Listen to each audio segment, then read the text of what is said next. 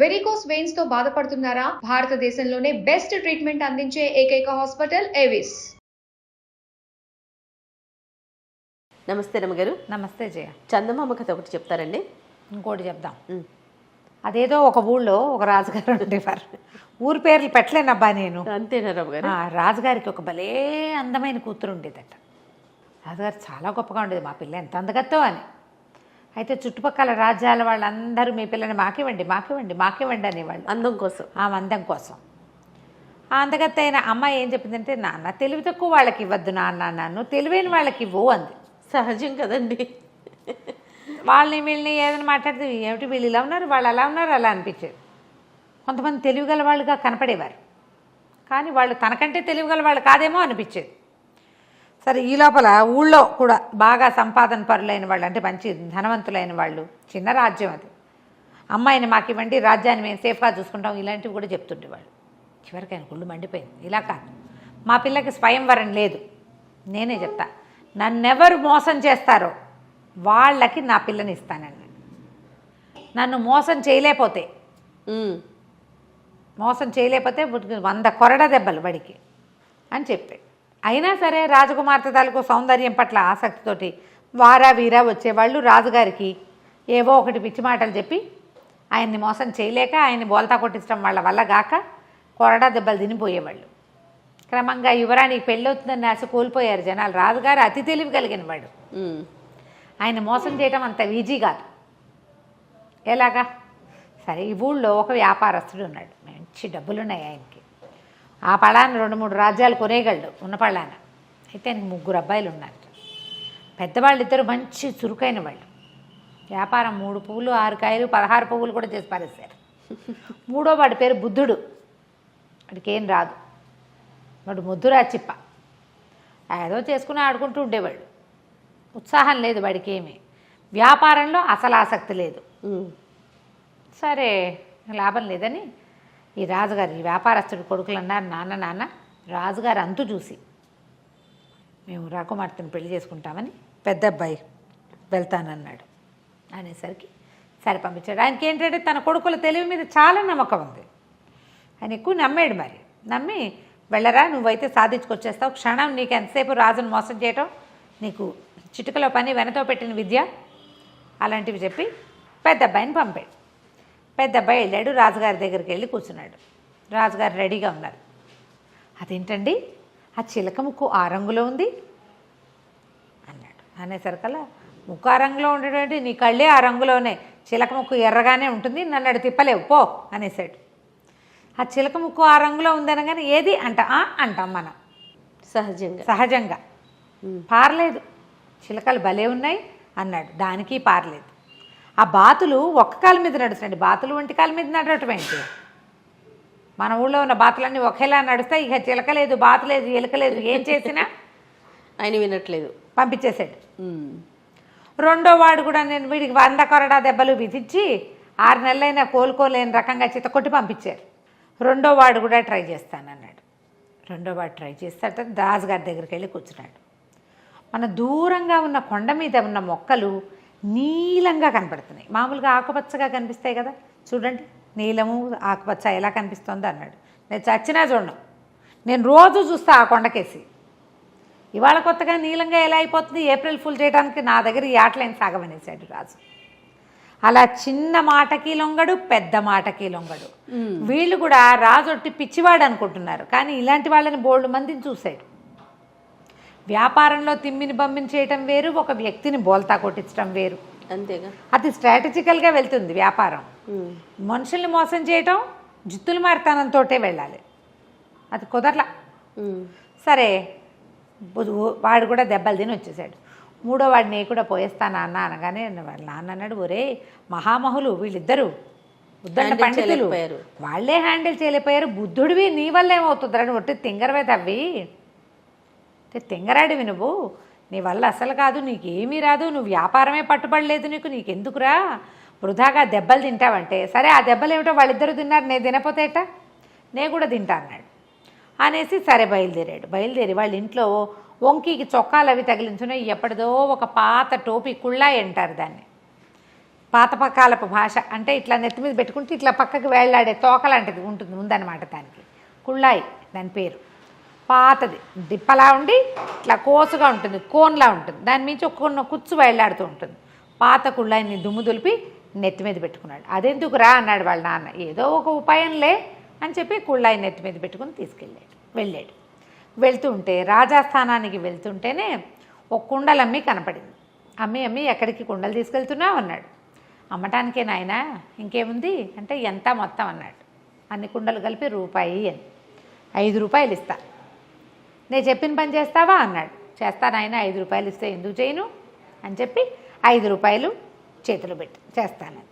సరే నువ్వు నా వెనకాలరా అని చెప్పి ఇక్కడుండు నే కేకేసేదాకా రాజుగారి దగ్గరికి వెళ్ళాడు. రాజుగారి దగ్గరికి వెళ్ళేసరికల్లా కూర్చున్నారు. ఏరా అబ్బి, మీ అన్నయ్యలు ఇద్దరు అయ్యారు, నువ్వు దెబ్బలు తింటానికి వచ్చావంటే, కాదండి నా దగ్గర ఒక నెత్తిమించి కుళ్ళాయి తీశాడు. ఇది చూసారా, మహిమగల కుళ్ళాయి. ఇది ఎవరి దగ్గర ఉంటే వాళ్ళకి ఎదుటి వాళ్ళు మాట వింటారు. ఈ కుళాయిని మీకు చూపించడానికి తెచ్చా. కుళాయా, ఇదేంటి మురిగ్గా ఉంది మాస్టర్, దీని నిండా దుమ్ము, పాతది ఎప్పటిదో 10 ఏళ్ళ నాటిది, దీనికేం మహిమ ఉంటుంది అన్నాడు. ప్రూవ్ చేయగలనండి నేను అన్నాడు. ఏది ప్రూవ్ చేయి చూద్దామన్నాడు. సరే అదిగో దూరంగా చూడండి, ఆ కుండలమ్మే మనిషి కనిపిస్తోంది, నేను ఇక్కడి నుంచి ఓ కేకేసి కుండలన్నీ పగలగొట్టిచ్చేస్తా అనేసరికి రాజు అన్నాడు. ఏంటి నిజమా అన్నాడు. ఇదిగో చూడండి కుళ్ళాయి నెత్తి మీద పెట్టుకుంటున్నా, నేను నెత్తి మీద పెట్టుకున్నాక కుండల మనిషి నా మాట వింటుందన్నాడు.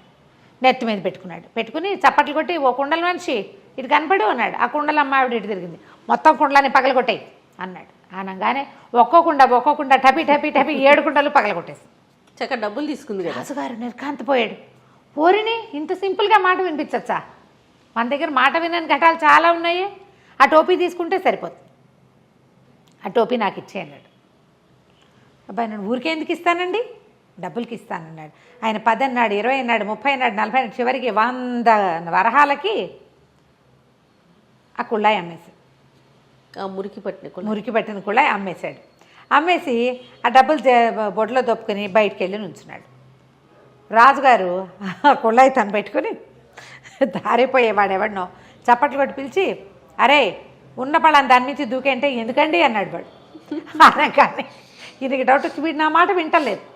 అక్కడి నుంచి ప్రతి వాళ్ళని పిలిచి ఏదో చెప్తాడు, వాళ్ళు ఏదో అడుగుతారు కానీ ఎవరు ఏమీ చేయటం లేదు. ఇప్పుడు సైనికులు వాళ్ళు అనుకో, రాజు చెప్పిన పని చేస్తారు, దూకంటే దూకుతారు, పొడువంటే పొడుస్తారు. రోడ్డును పోయే వాళ్ళు ఎందుకు వింటారు? అంతే. అక్కడి నుంచి ఆ కుళ్ళాయి తనకు పని చేయట్లేదని గమనించి ఓ సైనికుడు నెత్తి మీద పెట్టి, వరే నువ్వు ఏదైనా చెప్పు అంటే వాడు ఏదో చెప్పాడు. ఏ పని ఎవరూ చేయటల్లా. ఆయనకు అర్థమైంది, వచ్చి దిక్మాల కుళ్ళాయి, ఇదేం మాట వినేది కాదు. ఈయన పరిగెత్తుకుంటూ బయటకు వెళ్ళి ఓ సైనికుడిని కేకేశాడు. ఒరే ఇందాక ఒక కుండలు పగలు కొట్టింది కదా, ఆ మనిషిని కేకేసుకురారా అని. ఆ మనిషిని పిలుచుకొచ్చారు. ఏమమ్మా ఆ కుర్రాడు చెప్పగానే కుండలు పగలు కొట్టావు కదా అంటే, అవును బాబు 5 రూపాయలు ఇచ్చాడండి. అనగానే ఆశ్చర్యపోయాడు. ఇక్కడేమో రూపాయికి 5 ఇచ్చాడు, నా దగ్గర నుంచి 100 పట్టుకెళ్ళాడు. అప్పుడు ఆ కుర్రాడు పక్కన దాక్కున్నాడుగా, వచ్చాడు. మీరు మోసపోయారు కదా, మీ అమ్మాయిని ఇచ్చి నా పెళ్లి చేయండి అన్నాడు. ఈ బోడి మొహంలో ఉన్నాడు, వీడికి ఎందుకు ఇవ్వాలనిపించింది ఆయనకి. అయితే ఏమన్నాడు, అలా కాదు, ఇంకొక పరీక్ష పెడతా, నువ్వు ఎలాగైనా సరే మా మంత్రి ఉన్నాడే ఆయనకి తెలియకుండా బలవంతంగా నా దగ్గరికి తీసుకురావాలి. తీసుకొస్తే నువ్వు మోసగించినట్టు, ఆయన మోసగించి నా దగ్గరికి తీసుకురావాలి ఆయనకి తెలియకుండా అని చెప్పాడు. సరే ఒప్పుకున్నాడు కుర్రాడు. అలాగేనండి అన్నాడు. ఈయన వెంటనే మంత్రికి కబురు చేశాడు, ఫలానా వ్యాపారస్తుడి 3వ కొడుకు బుద్ధుడు అనేవాడు నీ దగ్గరకు వస్తాడు, నువ్వు వాడి మాట వినద్దు, వాడు నీ దగ్గరికి రానివ్వకుండా నేను 100 మంది సైనికుల్ని కాపలా పెడతాను నీకు అనేసరికి సరే అన్నాడు. మంత్రి గారింటి చుట్టూతా కాపలా పెట్టారు, వాడిని లోపలికి రానివ్వరు. వీడేం చేశాడు, ఒక గోను సంచి తీసుకుని ఆ గోను సంచిలో కూర్చుని ఆ సంచితో సహా మంత్రి గారింటి ముందు దొరలటం మొదలుపెట్టాడు. మంత్రి గారింటి ముందు దొరలేసరికల్లా, ఎవడరా నువ్వు, ఏంట్రా ఇది సంచితో సహా దొర్లుతున్నావు అని మంత్రి గారు బయటకు వచ్చి అడిగాడు. అడిగితే మూట పొడదీసి చూశారు, వీడని తెలిసి. ఏమిట్రా ఇందులో కూర్చొని దొరుకుతున్నట్టు, ఇది జ్ఞాన సంచి అండి, ఇందులో కూర్చున్న వాళ్ళకి వీళ్ళు చెప్పిన మాట అవతల వాళ్ళు వింటారు. దొర్లించుకో, ఇందులో ఉండటమే, మనం కాసేపు దొరలేమంటే చాలు అనగానే మంత్రి గారు నిజమా అన్నాడు. అవునండి, అవును, మనం ఏదనుకుంటే అది చేస్తాం, నేను రాజుగారిని మోసం చేశాను ఈ సంచిలో కూర్చునే అనగానే ఆయనకి మంత్రి గారి ఉత్సాహం వచ్చింది. ఆయనకి చిన్న మంత్రి హోదాలో ఉన్నాడు, పెద్ద మంత్రి అయిపోవాలని ఉంది పాపం ఆయనకి. అందుకని ఏం చేస్తాడు, ఒరే ఉండరా నువ్వు బయటిరా, నేను కూర్చుంటానని ఆ సంచిలో కూర్చోగానే వీడు మూతి కట్టేసి ఆ సంచి ఈడ్చుకుంటూ తీసుకుపోయాడు. ఆయన లబోదిబో ఆ సంచిలో. ప్రతివాడికి అత్యాస ఉంటుంది కదా, వీడి రాజుగారి దగ్గర తీసుకుపోయి సంచి బుడదీశాడు. అందులోంచి మరి మిడిల్ సైజు మంత్రి గారు లేచి నుంచున్నాడు. ఇదేమిటి సంచిలోకి ఎలా వచ్చిందంటే, అందరూ నా మాట వింటారని చెప్పాడంటే జ్ఞాన సంచి అన్నాడు, అందుకని ఎక్కానండి అన్నాడు. ఎలాగైనా మంత్రిని తీసుకురావాలి, సైనికుల్ని తీసుకెళ్ళి కాదు. ఇప్పుడు దొరికేశాడుగా. రాజుగారు ఏమన్నాడు, దీంతో అయిపోలేదు, ఇంకా ఇంకో పరీక్ష పెడతాను నీకు అన్నాడు. 3వ ట్విస్ట్. సరే అక్కడి నుంచి ఏం చేశారు, యువరాణి మందిరానికి రా నువ్వు కూడా అని చక్కగా తయారు చేయించారు వీడిని పెళ్లి కొడుకులాగా. అక్కడ 70 మంది అమ్మాయిలు ఉన్నారు, అమ్మాయి తాలూకు సేవకురాళ్ళు 70 మంది. ఆ రాజకుమార్తె ముందే చెప్పారు, రాజకుమార్తె ఎవరో నీకు చూపించాం. 70 మంది ఉంటారు, వాళ్ళల్లో రాజకుమార్తెని నువ్వు గుర్తుపడితేనే నీకు ఆమెతో పెళ్ళి, లేకపోతే నీ 100 కొరడా దెబ్బలు తప్పవు. సరేనన్నాడు. రాజకుమార్తెను గుర్తుపట్టాలంతే కదా. వీడేం చేశాడు, వాళ్ళ ఇంట్లో ఓ చించెలిక ఒకటి తిరుగుతూ ఉంటే ఎలుకను ఒకదాన్ని తోకపుచ్చుకున్నాడు. చిన్న సంచులు వేసి దాన్ని పట్టుకెళ్తే సరే రాజాస్థానానికి వెళ్ళాడు. అంతఃపురంలోకి వెళ్తే 70 మంది ఆడవాళ్ళు కనపడారు. అందరివి ఒకటే రకం బట్టలు. రాజకుమార్తె ఆవిడ సేవకురాళ్ళు అందరూ కలిసి వాకిట్లో నుంచునే వాళ్ళతో సహా అందరూ కలిసి ఒకటే రకం బట్టలు వేసుకున్నారు. ఈ గుంపులో రాజకుమార్తెను ఎక్కడ కనిపెట్టాలి? రాజు అన్నాడు, ఇదే నీ ఫైనల్ పరీక్ష. ఇప్పుడు కనుక నువ్వు కనిపెట్టావనుకో పెళ్లి చేస్తా, లేకపోతే భరతం పడతాను నీదే. సరే బాగుంది. ఇంతనబ్బా ఏం చేశాడంటే కాస్త అటు ఇటు చూసి సైనికులందరినీ పక్క పంపించండి, వీళ్ళందరినీ నేను చూస్తాను అన్నాడు. సైనికులంతా వెళ్ళి బయట నుంచున్నారు. ఓన్లీ ఆడంగులే నుంచున్నారు ఇక్కడ, ఆడవాళ్ళు మాత్రమే. వీడు ఏం చేశాడు, పక్కన చిన్న సంచి దోపుకొచ్చాడుగా, చిన్న చేతి సంచులు ఎలుక పిల్లని, దాన్ని తీసి వాళ్ళ మధ్యలోకి విసిరేశాడు. అది చూసేసరికల్లా ఎలిక అది పడేసరికల్లా కేవ్వమని ఒక అమ్మాయికి స్పృహ తప్పి పడిపోయింది. మిగిలిన 69 మంది దానికి సేవలు చేయటం మొదలుపెట్టారు. వీడు పరిగెత్తుకుంటూ పోయి స్పృహ తప్పిపోయిన అమ్మాయి చేయించుకున్నాడు. ఈవిడే రాజకుమారి. బాగుంది. మిగిలిన వాళ్ళందరూ పనిచేసేవాళ్ళు, వాళ్ళకేం భయము, ఎలుకని చూస్తేను కుందేలను చూసి బొద్దింకని చూసి వాళ్ళు ఎందుకు భయపడతారు. అతి సుకుమారైన రాకుమారి మాత్రం ఊరికి ముందు మూర్చిపోయింది.